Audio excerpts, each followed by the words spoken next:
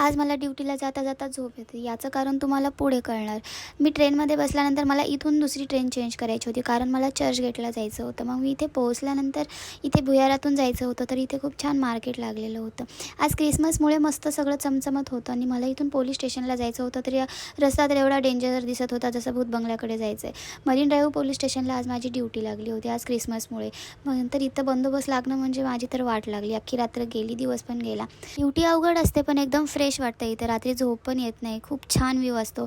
मग रात्रीचं जेवण आल्यानंतर जेवण केलं, त्याच रात्रीचे 12-14 झाले. मग आम्ही कॉफी वगैरे घेतली, कारण झोप नाही यावं म्हणून. व्ह्यू बघू शकता तुम्ही नाईटचा पण, किती छान वाटतो इथे. रात्री पण रात्रीचे 2:10 झाले, कारण इथे सगळ्यांना उठवावं लागतं 12:30 नंतर. मग आम्ही सगळ्यांना उठवलं, तर तुम्ही बघू शकता किती रिकामं झालं. पण आम्ही गेल्यास परत लोक येणारच आहे.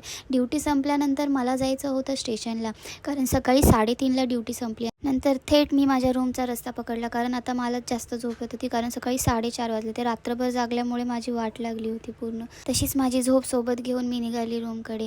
रूमला जाताना इथे कोणीच नव्हतं आणि मला भीती वाटते कुत्र्यांची. 2-4 कुत्रे दिसले, त्यांना माझ्याकडे पाहिलं, मी त्याच्याकडे पाहिलं, पण बिचाऱ्याने मला काही केलं नाही. माझ्या हातात लाठी होती, काही केलं तर मारच खाल्ला असता त्यानं. सकाळी 5:30ला झोपली, तर मी आता 1 वाजता उठले. जेवण करून आता मी झोपणार आहे परत. Bye bye.